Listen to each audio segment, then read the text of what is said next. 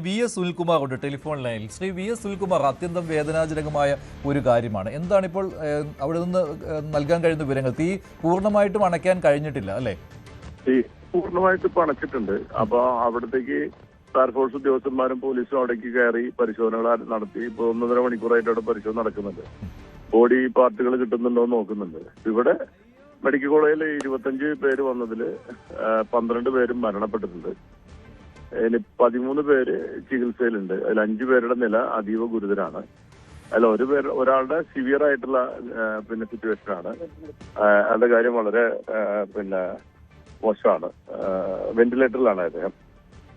പിന്നെ ഇതിന്റെ കോൺട്രാക്ട് ആയിരിക്കുന്ന സതീശനും ഒരു 90% പൊള്ളലേറ്റതായിട്ടാണ് ഡോക്ടർമാരെ എന്നോട് പറഞ്ഞിരിക്കുന്നത്. അപ്പോൾ നമ്മൾ വിചാരിക്കുന്നതിനേക്കാളും വലിയ ദുരന്തമാണ്. ഇപ്പോ അവിടെ വന്നിട്ടുള്ള ആളുകള്, അവിടെ ഉണ്ടായിരുന്ന തൊഴിലാളികളുടെ എണ്ണത്തെ സംബന്ധിച്ച് നമുക്ക് കിട്ടുന്നൊരു വിവരം, അവിടെ വന്നിട്ടുള്ള ആളുകള് ഭക്ഷണം ഓർഡർ ചെയ്തിട്ടുള്ളതിന്റെ കണക്ക് 40 പേർക്ക് ഭക്ഷണം ഉച്ചഭക്ഷണം വാങ്ങിയതാണ്. അത്രയേറെ ആളുകൾ ഇവിടെ മെഡിക്കൽ കോളേജിൽ എത്തിയിട്ടില്ല. അപ്പൊ അങ്ങനെയാണെങ്കിൽ ബാക്കി ആളുകൾ എവിടെ പോയി എന്നുള്ളത് നമുക്ക് വലിയ ബുദ്ധിമുട്ടുണ്ടാക്കുന്ന ഒരു. കുറച്ചുപേര് വെള്ളം കുടിക്കാൻ മറ്റു വീടുകളിലേക്ക് പോയിട്ടുണ്ട് എന്ന് പറയുന്നു. 6 പേര് വെള്ളം കുടിക്കാൻ വേണ്ടി പോയിരുന്നു എന്ന് പറയുന്നു. പക്ഷേ കുറച്ചാളുകൾ ഇത് സ്ഫോടനം തുടങ്ങിയ ഉടനെ രക്ഷപ്പെട്ടായിട്ട് പറയുന്നുണ്ട്. പക്ഷെ അവരാരും ഇതുവരെ നമുക്ക് കണ്ടെത്താനും കഴിഞ്ഞിട്ടില്ല. ഇവിടെ 25 പേരോട് വന്നിട്ടുണ്ട്. നമ്മളിനിപ്പോ ബോഡി പാർട്സ് അവിടെ നിന്ന് കിട്ടിയിരിക്കുന്ന ബോഡി പാർട്സ് കുറച്ചും കൂടി വന്നിട്ടുണ്ട്. അപ്പൊ ഈ ബോഡി പാർട്സുകൾ വെച്ചുകൊണ്ട് ഇത് വ്യത്യസ്ത ആളുകളുടെ ബോഡി പാർട്സ് ആണോ അല്ലെങ്കിൽ ഒരേ ബോഡിയുടെ പാർട്സ് ആണോ എന്നൊക്കെ ഫോറൻസിക് ഡിപ്പാർട്ട്മെന്റ് പരിശോധന ആരംഭിച്ചിട്ടുണ്ട്. അത് ഇപ്പോ മോർച്ചറിയിൽ പ്രത്യേക സംവിധാനം ഉണ്ടാക്കിയിട്ട് ഈ വന്നിരിക്കുന്ന ബോഡി പാർട്സ് വ്യത്യസ്ത വ്യക്തികളുടേതാണോ എന്ന് പരിശോധിച്ചുകൊണ്ടിരിക്കുന്ന ഒരു സംവിധാനമാണ് ഇപ്പോ ഫോറൻസിക് ഡിപ്പാർട്ട്മെന്റ് ഇപ്പൊ നടത്തിക്കൊണ്ടിരിക്കുന്നത്. അത് ഐഡന്റിഫൈ ചെയ്താലാണ് ഈ 13 എന്നുള്ളത് കൂടുതലുണ്ടോ എന്നുള്ളത് മനസ്സിലാക്കാൻ കഴിയുള്ളൂ. തൃശൂർ മെഡിക്കൽ കോളേജിലേക്ക് മാത്രമാണോ ഈ ആളുകളെ കൊണ്ടുവന്നത്? അതില് ഒരാൾ ഒരു പ്രൈവറ്റ് ആശുപത്രിക്ക് പോയതായിട്ട് പറയുന്നുണ്ട്. അത് വെടിക്കെട്ട് അവിടെ ഉണ്ടായ സ്പോട്ടിലുണ്ടായതല്ല. അതിന് ചുറ്റുമുള്ള വീടുകളിൽ ചില പരിക്കുണ്ടായിട്ടുണ്ട്. വീടുകളിൽ ജനലത്തെ പൊളിഞ്ഞിട്ടും അല്ല ജനച്ചില് പൊട്ടിക്കൊണ്ടൊക്കെ പരിക്കുണ്ടായിട്ടുള്ള ആൾക്കാരുണ്ട്. അപ്പൊ അതിൽപ്പെട്ട ആളാണ് അവിടെ വന്നതെന്നാണ് പിന്നീട് മനസ്സിലാക്കുന്നത്. ഈ നേരിട്ട് വെടിക്കെട്ട് അപകടത്തിൽ പരിക്ക് പറ്റിയിട്ടുള്ള വ്യക്തികളെല്ലാം വന്നിരിക്കുന്നത് തൃശൂർ മെഡിക്കൽ കോളേജിലാണ്. ഇവിടെ പൂർണ്ണമായിട്ടുള്ള സൗകര്യങ്ങൾ സജ്ജമാക്കിയിട്ടുണ്ട്. അവരിപ്പോ ഇവിടെയുള്ള കാഷ്വാലിറ്റിയിൽ നിന്നും ഇപ്പൊ പൊള്ളലേറ്റവരെ പാർപ്പിക്കുന്ന ICUലേക്ക് മാറ്റിയിട്ടുണ്ട് 5 പേരെ. ബാക്കിയുള്ള ആളുകൾ വാർഡുകളിലും അവര് ചികിത്സ നടത്തിക്കൊണ്ടിരിക്കുന്നുണ്ട്. അതാണ് ഇവിടുത്തെ സ്ഥിതി. സതീശനാണ് ചുമതല ഉണ്ടായിരുന്നത്. സതീശ് എന്നൊക്കെ പറഞ്ഞാൽ ഈ രംഗത്ത് വർഷങ്ങളായിട്ട് ഉള്ള ആളാണ്. ഒരു തരത്തിലുള്ള അബദ്ധവും പറ്റാത്ത ഒരാളാണ്. അല്ല, അവിടെ സതീശനെ പോലുള്ള ഒരാൾക്കൊന്നും ഇങ്ങനെ ഒരു അബദ്ധം പറ്റില്ല. മാത്രമല്ല, ഈ വെടിക്കെട്ട് പുറയിൽ പ്രവർത്തിക്കുന്നവരെല്ലാം അതീവ ശ്രദ്ധ പുലർത്തുന്നവരാണ്. അതൊക്കെ അവർ വളരെ കൃത്യമായിട്ട് മോണിറ്റർ ചെയ്യുന്ന സംവിധാനം ഈ വെടിക്കെട്ട് നിർമ്മാണശാലയിലൊക്കെ ഉണ്ട്. മാത്രമല്ല, ഈ സ്ഥലം എന്ന് പറയുന്നത് വളരെ വിശാലമായ ഒരു പാടത്തിന്റെ നടുക്കുള്ള ഒരു ഐലൻഡ് പോലുള്ള സ്ഥലമാണ്. അവിടെ ഇവര് പെസോന്റെ ഇതനുസരിച്ചുള്ള ഷെഡുകളുടെ അകലം പാലിച്ചുകൊണ്ട് ഷെഡുകൾക്കകത്ത് ആണ് നിർമ്മാണം നടക്കുന്നത്. ഇന്ന് രാവിലെ 11 മണിക്ക് നമ്മുടെ തൃശ്ശൂർ ജില്ലയിലെ എല്ലാ വിഷ്വൽ മീഡിയകളും അവിടെ വന്ന ഒരുക്കങ്ങൾ അവർ ഷൂട്ട് ചെയ്ത് പോയതാണ്. അപ്പോ ഒക്കെ കാണാൻ കഴിഞ്ഞ കാര്യം, അവർ എന്നോട് പങ്കുവച്ച കാര്യം, അതെല്ലാം വളരെ പെർഫെക്റ്റ് ആയിട്ട് കാര്യങ്ങൾ പോകുന്നു എന്നുള്ളതാണ്. പിന്നെ ഇപ്പൊ 2-3 ദിവസമായിട്ട് നമുക്ക് സഹിക്കാൻ പറ്റാത്ത ചൂട് നമ്മുടെ അന്തരീക്ഷത്തിലുണ്ട്.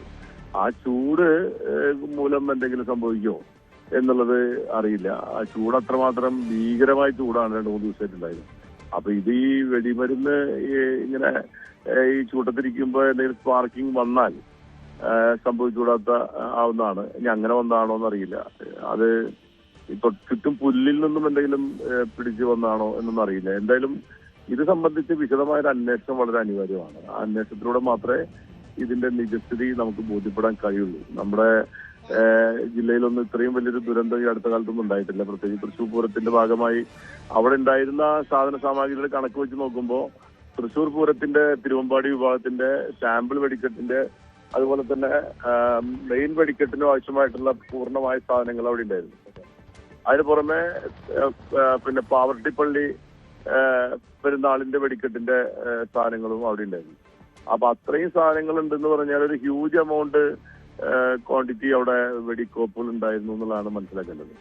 അപ്പൊ അത്രയും എമൗണ്ട് വെടിക്കോപ്പ് ഒരുമിച്ച് പൊട്ടിത്തെറിച്ചാൽ അവിടെ ഉണ്ടായിരുന്ന അതിൽ പെട്ടിരിക്കുന്ന ആളുകൾ ഭിന്നഭിന്നമായി പോകാനുള്ള എല്ലാ സാധ്യതയുണ്ട്. അതുകൊണ്ടായിരിക്കും നമുക്ക് ഈ 40 പേരുണ്ടായിരുന്നതും 6 പേര് ഭക്ഷണം കഴിക്കാൻ പോയി എന്നൊക്കെ പറയുമ്പോഴും ഇവിടെ 25 പേര് അഡ്മിറ്റ് ആയിട്ടുള്ള പല ആളും കാണാനില്ല എന്നൊക്കെ പറയുമ്പോൾ നമുക്ക് സംശയം ഇനിയും മരണം കൂടുതലാണോ എന്ന് തോന്നുന്നു. അതിപ്പോൾ തീ പൂർണ്ണമായും അണച്ചതിന് ശേഷം മാത്രമേ ആ വെടിക്കെട്ട് പുരകൾ ഉള്ള സ്ഥലത്ത് കയറാൻ കഴിയൂ. അതെ, അവിടെ ഇപ്പോൾ പരിശോധന നന്നായി നടന്നുകൊണ്ടിരിക്കുന്നുണ്ട്. പോലീസ് അവിടുന്ന് ഇപ്പോഴും അവശിഷ്ടങ്ങൾ ഇങ്ങനെ വന്നുകൊണ്ടിരിക്കുകയാണ്.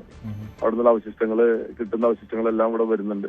ഇനി അവശിഷ്ടങ്ങളെല്ലാം നമ്പർ ഇട്ട് ഫോറൻസിക് പരിശോധന നടത്തിയാലാണ് ഇത് വ്യത്യസ്ത വ്യക്തികളുടേതാണോ എന്നുള്ളത് നമുക്ക് മനസ്സിലാക്കാൻ കഴിയുള്ളൂ. ഈ പൂരം ഒരുക്കത്തിനിടെ ഇത്രയും വലിയ അപകടം ആദ്യമാണ് അല്ലേ താങ്കളുടെ ഓർമ്മയിൽ? ഒരിക്കലും പൂരം ഒരുക്കത്തിനിടയിൽ ഒരിക്കലും ഇങ്ങനത്തെ അപകടങ്ങളൊന്നും ഉണ്ടായിട്ടില്ല. ഇന്നലെ പൂരത്തിന്റെ കൊടിയേറ്റം നടന്നു.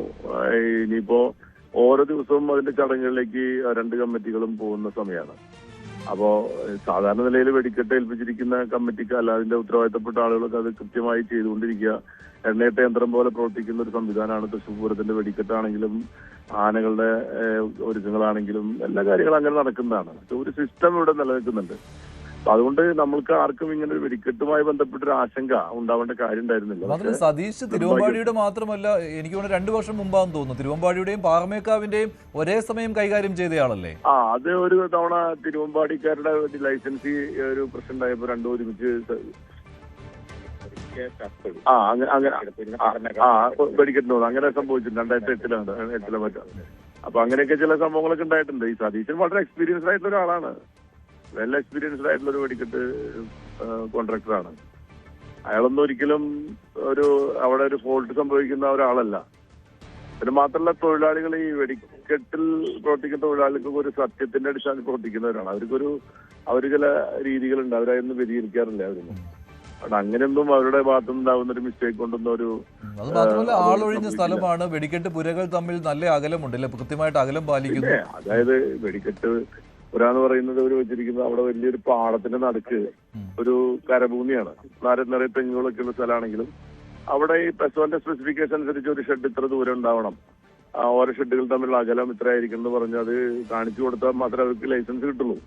മാനുഫാക്ചർ ലൈസൻസ് കിട്ടണമെങ്കിൽ അത്തരത്തിലുള്ള സ്പെസിഫിക്കേഷൻ അനുസരിച്ചുള്ള നിർമ്മാണം നടത്തുന്ന സംവിധാനം അവിടെ ഒരുക്കിയാൽ മാത്രമേ അവർ പെസോ പരിശോധിച്ചിട്ടാണ് ലൈസൻസ് കൊടുക്കുന്നത്.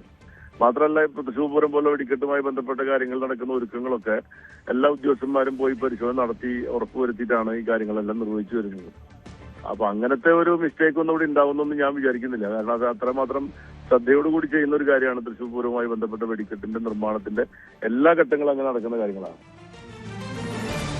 ശരി സുനിൽകുമാർ, എന്തായാലും അതീവ ദുഃഖകരമായ കാര്യം. VS സുനിൽകുമാർ പൂരത്തിൻ്റെ ഒരുക്കങ്ങൾക്കിടയിലാണ് ഇങ്ങനെയൊരു ദുഃഖവാർത്ത അദ്ദേഹവും കേട്ടത്. അദ്ദേഹം ഇപ്പോൾ സംഭവ സ്ഥലത്ത് നിന്ന് തൃശ്ശൂർ മെഡിക്കൽ കോളേജിലേക്ക് എത്തിയിരിക്കുകയാണ്. തൃശ്ശൂർ മെഡിക്കൽ കോളേജിൽ 13 മരണം ഇപ്പോൾ സ്ഥിരീകരിച്ചിട്ടുണ്ട്. 12 പേർ പരിക്കേറ്റ് ചികിത്സയിലുണ്ട്. 5 പേരുടെ ആരോഗ്യനില അതീവ ഗുരുതരമാണ് എന്ന രീതിയിലുള്ള വാർത്തയാണ് തൃശ്ശൂർ മെഡിക്കൽ കോളേജിൽ നിന്ന് വരുന്നത്. ആശുപത്രി അധികൃതർ ഇക്കാര്യം പറഞ്ഞിരുന്നു. ഇപ്പോൾ എൻ്റെ കൂടെ ലല്ലു കൂടി ചേരുകയാണ്. ലല്ലു, നേരത്തെ